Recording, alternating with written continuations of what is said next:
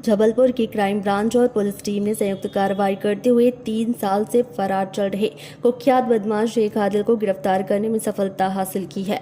Police को मुखबिर से सूचना मिली थी कि हत्या और हत्या के प्रयास के मामलों में वांछित आरोपी लाडगंज थाना क्षेत्र के एक मकान में छिपा हुआ है।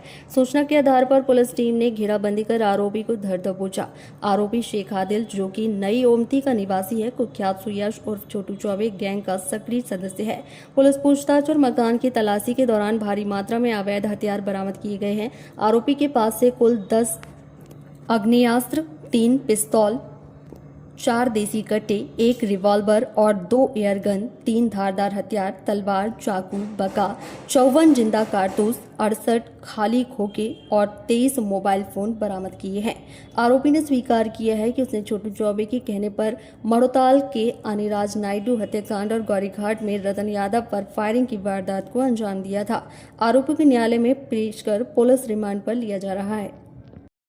कल दिनांक 17 अगस्त को क्राइम ब्रांच की टीम को एक विश्वसनीय मुखबिर सूचना प्राप्त हुई कि 3 साल से फरार चल रहा हत्या और हत्या के प्रयासों का आरोपी शेख आदिल लॉर्डगंज थाने के अंतर्गत एक घर में छुपा हुआ है।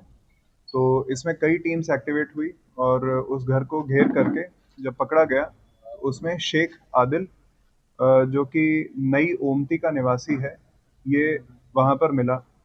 इसने अपने इसके पोजेशन से हम लोगों को एक पिस्टल और 4 जिंदा राउंड्स प्राप्त हुए। पूछताछ करने पर इसने ये बताया कि ये कुख्यात बदमाश सुयश उर्फ छोटू चौबे गैंग का मेंबर है। उसके कहने पर ये हत्या और हत्या का प्रयास कर चुका है। इसने पूछताछ में ये एक्सेप्ट किया कि छोटू चौबे के कहने पर इसने माड़ोताल थाने में अनिराज नायडू हत्याकांड को अंजाम दिया था और साथ ही इसी प्रकार से ग्वारी घाट में भी रतन यादव के ऊपर गोलियां चलाई थी।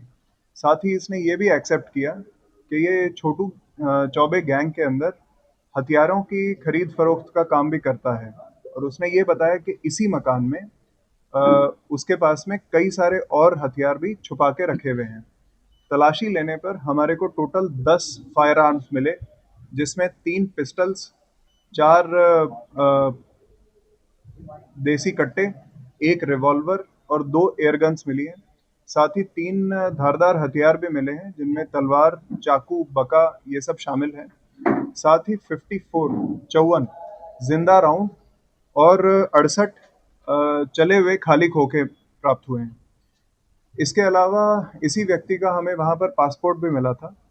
इसने ये भी बताया कि इसी घर में छोटू चौबे और उसके गैंग के मेंबर्स जब भी फरारी काटते हैं, तो जो मोबाइल्स को वो यूज़ करते हैं, वो भी वहीं छुपा के रखे हुए हैं। तो ये देखने वाली बात है कि इस अकेले के कब्जे से हम लोगों को 23 मोबाइल्स मिले, जिसके अंदर कुछ महत्वपूर्ण जानकारी भी मिली है। इसी के तहत इस को हम लोगों ने अरेस्ट करके आज पूछताछ की है और आज इसको न्यायालय में पेश किया जाएगा।